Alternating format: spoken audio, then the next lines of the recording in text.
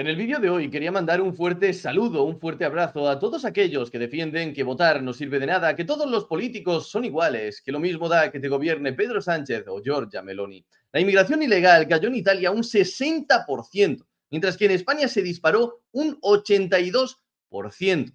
Es decir, en Italia baja una barbaridad y en España aumenta otra barbaridad. Vemos que las tendencias son total y absolutamente opuestas, aunque eso sí, para mí, no hay motivo para que a día de hoy un país europeo no tenga una inmigración ilegal de cero, de absolutamente cero. Cierto es que Giorgia Meloni parece que se ha, bueno, centrado un poco tras llegar al poder. Y sí, no soy iluso, sé que es más difícil decir desde la oposición que quieres acabar con un problema que hacerlo luego efectivamente. Pero ya estamos viendo que tampoco es que haya traicionado sus principios, sino que está siguiendo una buena línea y una buena tendencia. Y yo, en mi opinión, como digo, no hay ningún motivo para que, por ejemplo, Italia no tuviese ya una inmigración ilegal cero, que se ha reducido muchísimo, sí, pero que fuese cero actualmente. No, alguno dirá, es que las presiones desde Europa. A ver, Italia tiene una buena posición, por ejemplo, con sus acuerdos con Argelia en temas de la energía en Europa. Podría negociar con esto, pero es que también tenemos que tener en cuenta que la situación general en Europa ya no es la que era, por ejemplo, en el año 2011 o 2014. Hoy en día, aunque muchos países todavía se resistan a darle la razón a la mal llamada extrema ultraderecha, lo cierto es que la mayoría ya no acoge tan abiertamente a los refugiados y a la inmigración ilegal. Ya no, digamos que no lo hacen una bandera de su política y de su ideología, aquello de acojamos con los brazos abiertos a todo el mundo. Por ejemplo, en Hungría tienes a Víctor Orbán, que ha demostrado que te puedes enfrentar a toda la Unión Europea,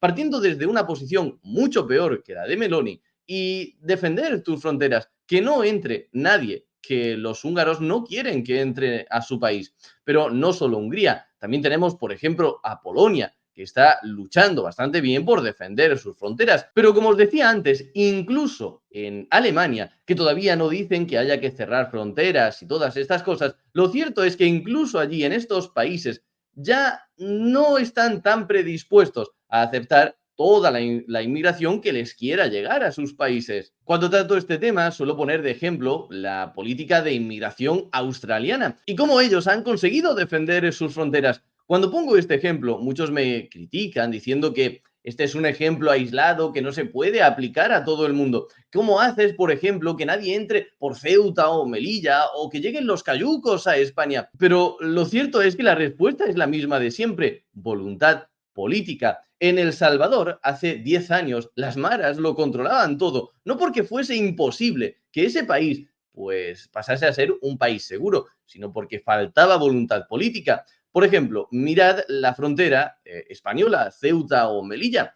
La valla, los recursos, los guardias civiles están más equipados que nunca, están más preparados que nunca y sin embargo se cuela más gente que nunca.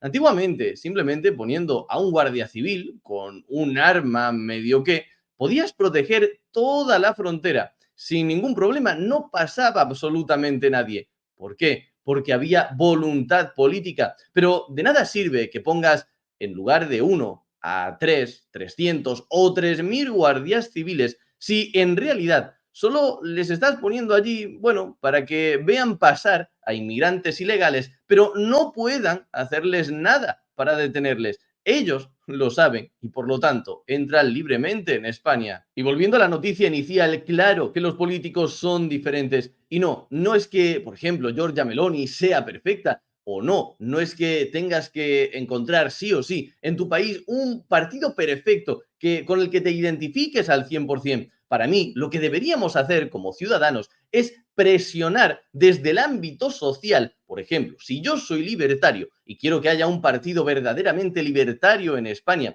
con opciones de poder, lo que tengo que hacer es difundir las ideas libertarias y hacerles ver a los políticos que defender esas ideas, esas políticas, es bueno para ellos porque hay gente, una parte importante de la sociedad, que las está demandando. Ahora, pero a la vez que hago esto, luego, cuando llega la hora de votar, Pues lo que tengo que hacer, al menos esta es mi opinión, es defenderme de los peores partidos, defenderme de los peores políticos y votar, por lo tanto, si se quiere decir así, al menos malo, pero al que te va a proteger de esos otros que son muchísimo peores, que luego quizás en el futuro acaba saliendo un partido gracias a esa presión social que te representa mucho más de lo que había antes. Perfecto. En ese momento cambia de voto, pero de nada sirve que digas, no, todos los políticos son iguales, pero me quejo de la inmigración ilegal. Es decir, te quejas de la inmigración ilegal, de este problema, pero luego cuando llega la hora de votar, permites que el partido que apoya precisamente ese problema siga estando en el poder. No sé, llamadme loco, pero me da a mí que es difícil venderle hoy en día a los italianos la idea de que es exactamente igual que te gobierne Meloni que Sánchez, o a los argentinos que es exactamente igual que te gobierne Javier Milei o Alberto Fernández.